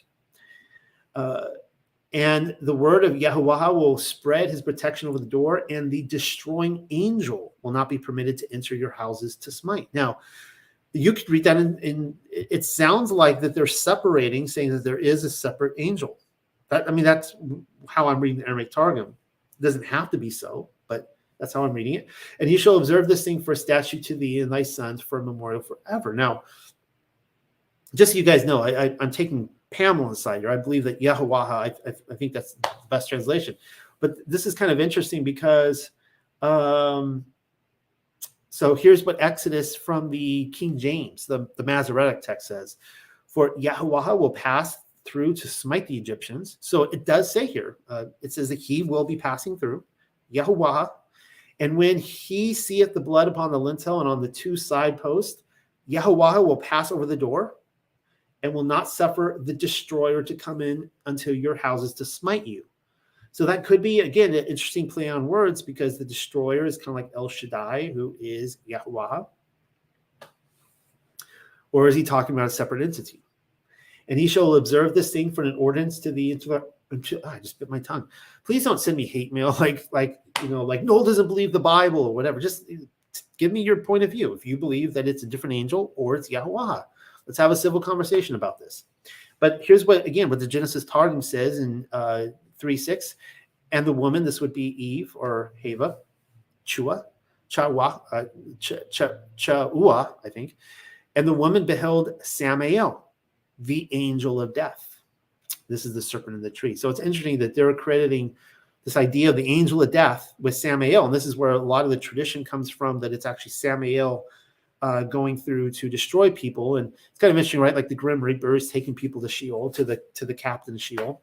The same way it happens in Bezorah Nicodemon, where Satan actually transports Yahusha to Sheol. And let's see what the legends of the Jews have to say about this. Same passage. The paschal sacrifice afforded Moses the opportunity for inducing the children of Israel to submit themselves to circumcision, which many had refused to do until then in spite of his urgent appeals. But Elohim has means of persuasion. He caused a wind to blow that wafted the sweet scents of paradise towards Moses's Passover lamb. And the fragrance penetrated to all parts of Egypt, to the distance of a 40 days journey. The people were attracted in crowds to Moses's lamb and desired to partake of it. Keep in mind, this is the legends of the Jews, right? They're sourcing their information from all these places. I don't even know where they're sourcing it from. It's interesting nonetheless. If you want to hold a salt shaker in both hands, I won't be offended. But he said, this is the command of Elohim. No uncircumcised person shall eat thereof. And they all decided to undergo circumcision. That would, I guess I was wrong. I was wrong when he went around, and I guess he didn't inspect, lift their skirts to see if they were circumcised. But that was another part of the command. It's true. You could not take part in the meal. And I would assume that means the whole preparation as well, killing in the blood upon the doorpost, you need to get circumcised. So I guess those are two commands right there. Not just the blood, but circumcision. Don't you just love it when I'm wrong on live camera? When Yahuwah passed through the land of Egypt, so there it is. So they say, he blessed every Israelite for his fulfillment of the two commands, the command of the Passover sacrifice and the command regarding circumcision. So there, it doesn't seem to talk about the angel of death. Interesting enough, in the legends of the Jews, at least what I was reading today, it seemed to credit him to Yahuwah. So you're seeing, it could be both, even amongst Judaism. So here's how they talk about the night of the Passover events in the book of manuscripts, which again is the Egyptian side of the argument. And I'm sorry, I'm just seeing like the conversation has gone like way down, and I wasn't picking up any comments. Anyways, on the night of the destroyer's wrath, and again, the destroyer is El Shaddai, when its terror was at its height, there was a hail of rocks, and the earth heaved as pain rent her bowels. Gates, columns, and walls were consumed by fire. Now, keep in mind this is Yahuwah. He is passing down into Mitzrayim, down on boots on the ground operation. All right. And, I really do love the Hanna-Barbera greatest stories ever cartoons. If you guys have ever seen them, I talked about how I can't hear the voice of Pharaoh now without thinking James Earl Jones in my head from that cartoon. And I really do love the scene. I can still hear the music in my head. I'm not going to sing it for you. When the angel of death, the cloud that comes in and, checks in all the doors and stuff. But if I'm according to this, it was like when the destroyer comes down and into Mitzrayim, like there's fire and explosions and earthquakes and buildings rocking. I mean, this is a big event. People aren't sleeping comfortably in their bed and they wake up and their baby's dead. Like it's like you're in the fetal position, kissing your butt goodbye. Gates, columns, and walls were consumed by fire, and the statues of Elohim were overthrown and broken. People fled outside their dwellings in fear and were slain by the hail. So they're so afraid to stay in their own house. They're running outside and then being killed. Those who took shelter from the hail were swallowed when the earth split open. The habitations of men collapsed upon those inside, and there was panic on every hand. But the slaves who lived in huts in the reedlands, these are the Hebrews, at the place of pits, the brick-making pits, were spared. The land burnt like tinder. A man watched upon his rooftops, and the heavens hurled wrath upon him, and he died. The land writhed under the wrath of the destroyer and groaned with the agony of Mitzrayim. It shook itself, and the temples and palaces of the nobles were thrown down from their foundations. The highborn ones perished in the midst of the ruins, and all the strength of the land was stricken. Even the great one, the firstborn of Pharaoh. So the highborn one is saying that all the firstborns of the land died.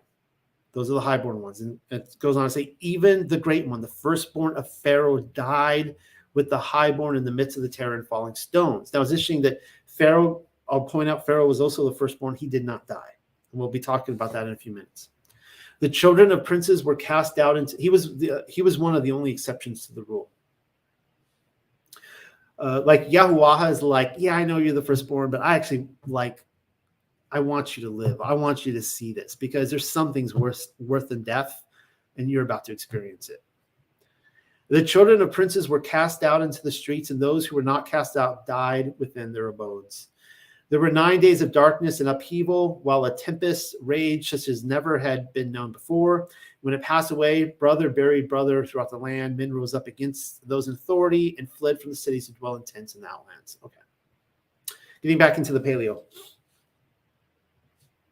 Making sure you guys can read that. And it shall exist when you enter to Ha'aratz, which Yahuwah, the ever-living, will give to you, like that which he has arranged in order, and you shall guard this service. And it shall exist when your sons say to you, from what do you mean by this service? You shall reply. So you're telling to your sons and future generations, this is a sacrifice of Pasash unto Yahuwah, the ever-living, who passed over the houses of the sons of Yasharel in Mitzrayim when he struck Mitzrayim, and as a powerful sign snatched out of danger our houses. And the people bowed down, inclining themselves out of honor and reverence, and did homage. And the sons of Yasharel walked and fashioned like that which Yahuwah had appointed unto Mashah and Aaron. In that manner they worked. And he existed in the middle of the night. And Yahuwah, the ever-living, struck all the established firstborn in Aratz, Mitzrayim, from the firstborn of Pharaoh, who sat upon the throne, to the firstborn of the captive in the cistern house, and all the firstborn of beast, so even all the animals. And Pharaoh rose up in the night, and all his servants, and all Mitzrayim, and she existed a great shriek throughout Mitzrayim, for there was not a house in which there was not someone dead. And he called out for a Mashaha, and it sounds like another scene from Sheol again, another scene from hell. You could just can you imagine that? You could just hear the moaning and the crying. Like if you could just look out, maybe some of you are in a city right now, or even the suburbs, and you could just look out your window and imagine counting all the houses out there, just hearing the crying. So that had to be quite the thing to imagine, where the lights are on in your house, everyone is alive, you're holding your baby and your firstborn, and everyone's living, and you just hear all these people who brought on the wrath of Yahuwah. That had to be something to experience. And he called out for Mashahah and for Aaron by night. So that very night, remember the last time he saw me, he said, the next time you see me, you're going to be a dead man if you ever see my face again, and how the tables have turned. And he said, rise up, go forth from among my people, you, and in addition, take your sheep, also your cattle, and also the sons of Yasharel, and walk. Serve Yahuwah the ever-living, as he has commanded you. Also your flocks and your herds take for yourself, as you have set in order, and walk. But you shall barak me also. And Matrim seized upon the people to hasten them in going forth from the land. So, like, Moshe was, this wasn't his first rodeo, right? Fool me once, shame on you. Fool me twice, shame on you. Like, he knows Pharaoh's reputation that by sunrise he could change his mind. So it's still nighttime. He's like, guys, let's go. They were still probably mourning. They were probably leaving. If you ever watch the Ten Commandments movie, when they're all like leaving Egypt, like they're definitely rejoicing, but like it would have been a very different scene if they just had the like they're leaving. It's the same scene of leaving Sheol. Can you imagine that? When Yahusha goes down there, and those who loved him came running up to him saying, son of man, or son of Adam, Messiah, Savior, come and save us, right? And as they're leaving Sheol to go to paradise, you could hear all the moaning of those souls being left behind them, right? It's the same thing, same scene. And Matrim seized upon the people to hasten them in going forth from the land. For they said, we are all dying. So the people lifted up the dough before it was fermented, and they bound up their kneading bowls and their apparel upon their shoulders. This is why Passover, right? You got to be ready to go.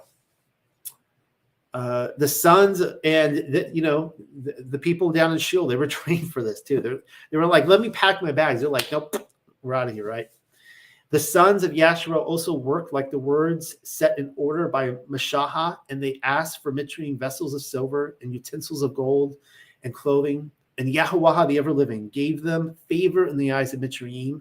Thus they demanded of them, thus they despoiled Mitzrayim. So they took whatever was left. I'm imagining them like walking up with like the Mona Lisa, like priceless artwork. Someone's got like this huge, like the, the Hope Diamond, like a huge diamond around the neck, that kind of stuff. And the sons of Yasharel pulled up camp, setting forth from Ramses to Sakatuth, about 600,000 warriors besides the babies. And in addition, a great many strangers went up with them, and flocks and cattle and livestock was heavy. So those were the wise ones, the strangers that like, yeah, I'm getting out of Egypt too.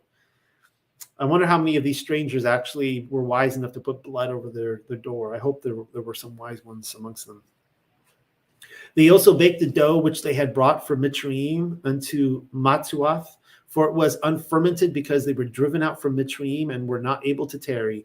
And also neither had they fashioned any provisions for themselves. All right, so let's see what the same scene has to say in Yasher chapter 80. And Elohim sent darkness upon Egypt, that the whole land of Egypt and Pathros became dark for 3 days, so that a man could not see his hand when he lifted it to his mouth. And that was kind of a similar scene again, right, with the crucifixion. It was darkness, and it was this type of darkness where people are lighting lamps and they're falling over. It's so dark. At that time died many of the people of Yasharel who had rebelled against Yahuwah, and who would not hearken to Moshe and Aaron, and believed not in them that Elohim had sent them. That's something you don't read in the other account. A lot of the people from Yasharel died. And who had said, we will not go forth from Egypt lest we perish with hunger in a desolate wilderness, and who would not hearken to the voice of Moshe. Man, there it is again, the wilderness. I just came out with the second edition of the Hidden Wilderness. I need to come out with the third edition. Well, when I do that, we'll be in there. Contrasting that with the other passages I showed in Jeremiah and Ezekiel about going to the wilderness. And a lot of people didn't want to go, right? And Yahuwah plagued them in the 3 days of darkness, and the Israelites buried them in those days without the Egyptians knowing of them or rejoicing over them. And remember now, the light, it said in the Targum that the light were on so that they could bury the dead. And that's what it says right here, that the Israelites are actually burying the dead. And the darkness was very great in Egypt for 3 days. And any person who was standing when the darkness came remained standing in his place. And he that was basically the same thing we read, that like they didn't go back and finish their work, right? And he that was sitting remained sitting, and he that was lying continued lying in the same state. And we saw that people in beds, like crying out. And he that was walking remained sitting upon the ground in the same spot. And this thing happened to all the Egyptians until the darkness had passed away. And again, I think of the scene of being in a tent. For all of you who have been camping before, you wake up in the middle of the night, and you kind of have that fear that comes over you, like, where am I? I can't see anything. It's so dark. And you start going like this, and you can feel like you slap the tent, but you kind of sit there paralyzed, and you can't really move. I imagine it was kind of like that, like being in a tomb type of thing. You wherever you're at, you don't leave that space. A tomb of just darkness, of the Chosek. And the days of darkness passed away, and Yahuwah sent Moshe and Aaron to the children of Yasharel, saying, celebrate your feast and make your Passover, for behold, I come in the midst of the night amongst all the Egyptians, and I will smite all their firstborn, from the firstborn of a man to the firstborn of a beast. And when I see your Passover, I will pass over you. And the children of Yasharel did according to all that Yahuwah had commanded Moshe and Aaron. Thus did they in that night. And it came. Now this is let's see here. Wow, this goes on for a while. I'm running out of time. Let's see. Okay, well, and it came to pass in the middle of the night that Yahuwah went forth in the midst of Egypt and smote all the firstborn of the Egyptians. So again, there it doesn't say the angel of death, or the angel of Yahuwah. It's Yahuwah. From the firstborn of man to the firstborn of beast. And Pharaoh rose up in the night, he and all his servants, and all the Egyptians, and there was a great cry throughout Egypt in the night, for there was not a house in which there was not a corpse. Also the likeness, this is interesting, also the likeness of the firstborn of Egypt, which were carved in the walls at their houses, were destroyed and fell to the ground. So all the picture frames, all the pictures of anyone who was a firstborn was destroyed. All the images. Man, that's really interesting, because I really think about that a lot with like our own images and pictures. We don't think anything of it in the 21st century, right? It's a digital age, but there's a power to our image. They were destroyed. Even those who were, I guess, already dead, their images were destroyed. Even the bones of their firstborn who had died before this and whom they had buried in their houses were raked up by the dogs of Egypt on that night and dragged before the Egyptians and cast before them. Ouch.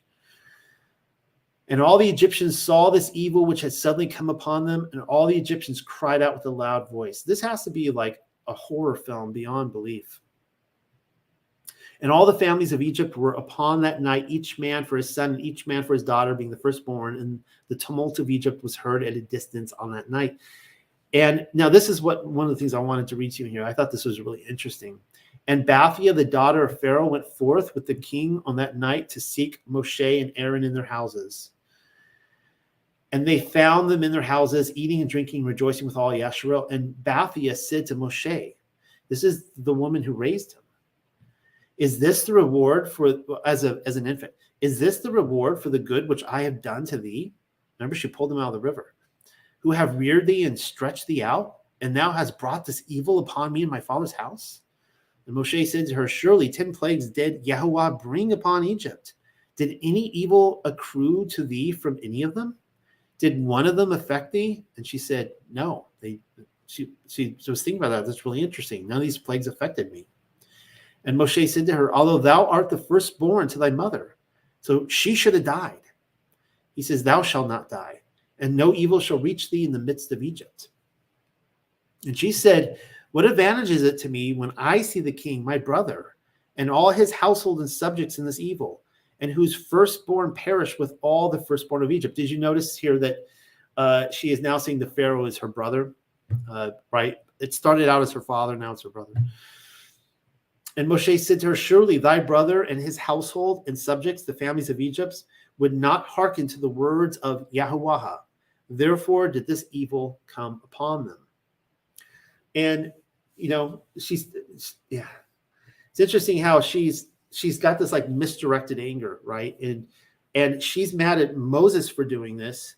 And he's like, look, you're still not honoring him. Like you could recognize him. This is the King of Kings and Lord of Lords. He is the God of all the gods over Egypt.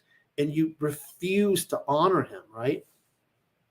And Pharaoh, king of Egypt, approached Moshe and Aaron and some of the children of Yasharel who were with them in that place. And he prayed to them, saying, rise up and take your brother and all the children of Yasharel who are in the land with their sheep and oxen and all belonging to them. They shall leave nothing remaining, only pray for me to Yahuwah your Elohim. Now, I'm not going to finish the rest of that for lack of time. I do find it interesting that, we are out of time. I do find it interesting that Moshe's adopted mother, I've never read a text where I could be wrong, someone could point it out to me, she didn't go with them. She wasn't one of them. She could have gone off with Moshe and been like, I'm going with your God, with Yahuwah, and she chose not to. All right. Let's finish this Torah portion, and then we'll be done for the night. Unfortunately, you know how these things go. I have tons of material to go through, so I have like another probably 10 pages I won't get to. And the drawing out and turning back of the sons of Yasharel, after which they had dwelt in Mitzrayim, was after 430 years. And he existed the end of the 430 years, and he existed on the bone of this day, that all the armies of Yahuwah the ever-living lifted them out from Eretz Matzarim for all the sons of Yasharel to be observed until the circuit of the ages. And Yahuwah the ever-living declared unto Al-Mashahah and Aaron, this is the feast of a Passover, or Pesach, and the sons of a foreigner shall not eat of it. But every man's servant that is purchased with silver, and after you have circumcised him, then he shall eat of it. A sojourner and a hireling or mercenary shall not eat thereof. In one house shall he eat it, and she will not exit abroad out of the house with any part of the flesh, and neither shall she break a bone thereof. And this is good. Yahusha's bones were not broken. Only when they didn't break his bones, it was out of spite. Like they were going to break his bones, and they're like, now we want this Lamb of God to suffer some more. All the gathered assembly of Yasharel shall fashion him. For him who is sojourning with you, a foreigner, and one who wishes to fashion Pesach of Yahuwah. Behold, let all his males be circumcised first, and then at that time let him approach to fashion him. And he shall exist like one born in Haratz. But all uncircumcised shall not eat thereof. Akkad thura yuaha, which means one Torah, one law, shall exist for the native and for the stranger who sojourns with you. Right? So it doesn't matter if you're goyim or born as a son of Abraham, one Torah. And all the sons of Yasharel worked to accomplish like that which Yahuwah the ever-living set in place to Mashahah and Aaron. So they worked, and he existed in the bone of this day that Yahuwah the ever-living caused the sons of Yasharel to go forth from Mitzrayim by their armies. And Yahuwah the ever-living, by their armies, we'll see later that these are 12 camps, quite a large army. And I guess technically 13. And Yahuwah the ever-living set words in order unto Al-Mashahah to declare Kuda Yuash. Let's see what that means. Set apart. I should have known. Mashahah to declare set apart to me are all the established firstborn. All that which first cleaves open the womb among the sons of Yasharel of men and of beasts, it belongs to me. Isn't that interesting? He just killed all the firstborn, and he's saying the firstborn are the set apart. Really interesting. And Mashahah declared unto the people, remember this day in which you went forth from Mitzrayim, from the house of slavery. For with a strong hand, Yahuwah the ever-living, as a powerful sign, brought you from there. You shall not eat fermented bread. The time you came forth was in the Kadash Habayab, the month of the green corn. Now, I might be ending on this note tonight. And I remember when Pamela was translating this, and she brought up this idea of the month of the green corn. And we were like, what does that mean? And I was looking into this because there's a lot of debates out there right now. A lot of people looking into the fact that Egypt and Israel today is not the ancient Egypt and Israel. The same would go for Rome. Basically, all that area, it's all made up. It's not the historical. And the idea is that ancient Israel, ancient Babylon, ancient Egypt, ancient Rome, all these places, they all kind of exist elsewhere. A lot of people are looking to the state of Utah for Israel. People are looking to Florida for the Garden of Eden, all this kind of stuff, right? Well, it's really interesting, this translation of the month of the green corn. Now, this is where it's kind of like, because there is the green corn ceremony in North America by the Native Americans historically, and it happens in June or July. So what that would mean is that if we're to relate this back, we're looking at the Passover event being wrong in the spring. It should be in the summer in June and July. And I remember talking about this with Pamela. Well, I started looking more into this, and the ancient Egyptians actually had the green corn festival. It was the month of the green corn. And so I pulled this up today from Bowling Green State University. It's an article called Harvest Festivals. And this is where they talk about Egypt. Ancient Egyptians also celebrated a harvest festival. The Egyptian harvest festival took place during the springtime harvest. The festival was dedicated to Men, the Egyptian god of vegetation and fertility. This festival included parade in which the pharaoh participated in, and a great feast. The Egyptian people would celebrate with music, dancing, and sports. The Egyptian people believed that spirits lived in the corn they harvested. And when they harvested the crops, they would weep and pretend to be grief-stricken. The Egyptian people believed that the spirits would become angry with them for cutting down the corn, so they participated in the act of sorrow to deceive the spirits. Now, how much of that last part is genuine, I don't really know. That sounds like something a history textbook would say. It just sounds so blah. But anyways, the idea is that the harvest time was the spring. Well, I'll get more into that with one more quote. But I was really taken back, and I said this earlier time about the feasting and the parades and the music and the dancing. But this is what the Israelites did, right? They participated in this spring festival, and the Egyptians were mourning. And so we read this in this article it's called the Middle East Eye. And it says this: every year, Egyptians of all religions and backgrounds welcome spring with the celebration of Sham-il-Nissim. Sounds like kind of like Nissan, meaning smell of the breeze. Sham-il-Nissim dates back to around 2700 BC, when it was known as Shimu. During the springtime festival, so there it is, spring, and it happens about April every year, sometimes March. Ancient Egyptians would offer salted fish and other foods to their gods to coincide with the spring equinox. During this period, which corresponds to the era of the Third Dynasty, the arrival of spring was significant. It was a significant event for the Egyptians, as the changing of the seasons had significance for the sowing, growth, and harvesting of crops. Let's see. Then it talks about how it became Coptic Easter. There was something else I wanted to show here. That's okay. All right. And let me just finish. I'll just finish this last the Torah portion. We'll finish it tonight, and then we'll be done for the night. Isn't it amazing? It's like 2 hours is not enough. It takes me this long just to read through the whole portion. I need like 4 hours to go through this every week. Therefore, when Yahuwah, the ever-living, brings you to the Arats, of the land of Canaan, and of the Chathuia and the Amariah and the Chathuyuya and the Yaba Yosiah, which he swore to give to you, a land flowing with milk and honey, you shall keep this service in this month, the month of what we know as Nisan. For 7 days you shall eat matzah, and on the seventh day shall be a feast of Yahuwah, the ever-living. Sounds serious. I mean, he keeps repeating this. He didn't give this. How many times have we read this direction tonight? Like, what is this, the third or fourth time? He's like, I know you probably just forgot, and I said it was eternal, but let me just remind you again that you are to do this every single year, same month, same time, 14th day, 7 days afterwards.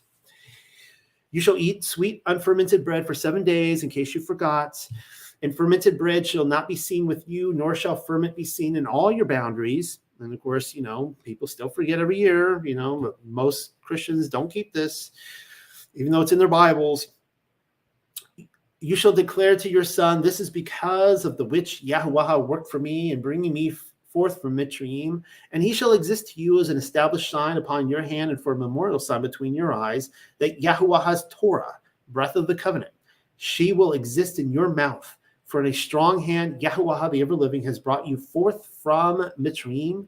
Therefore you shall guard the ordinance to its appointed season from day upon day.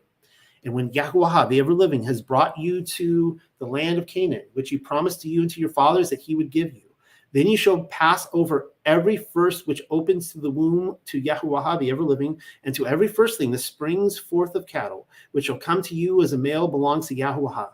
But the firstborn of an ass you shall redeem with the sheep or goat. If you do not redeem it, then break its neck. And all the established firstborn of man among you, your sons, you shall redeem. So it's interesting. He's putting such an emphasis on this after all the firstborns died, who were not covered by the blood. When any of your sons hereafter shall ask, what is this? You shall reply to him. So remember, when your children ask you the question, why are you doing this? This is how you reply. Yahuwah the ever-living brought us out from Mitzrayim with a strong hand from the house of slavery. And when Pharaoh became obstinate and refused to send us away, then Yahuwah killed all the established firstborn of Adam and the established firstborn of beast. Therefore I sacrificed to Yahuwah the ever-living all that which cleaves open the womb, being males. But all the firstborn of my sons I redeem, and he will exist of a mark upon your hand and for bands between your eyes, because Yahuwah the ever-living brought us forth from Mitzrayim. And that concludes this. We're right at 10 o'clock. I have the late night show to give tonight. I'm going to be talking about the apocalypse of all things and the year 541, the year of the apocalypse. I think you guys are going to love it. I really do. So if you can't make it live, that's fine. Tune back throughout the week before it gets buried too deep in the YouTube videos. Thank you guys all for those of you who made it this far into it, 2 hours. Congratulations, and I'll see you again next week. Good night, everybody. I'm going to take like a 5-minute break, 5-10 minutes. I'll be right back on.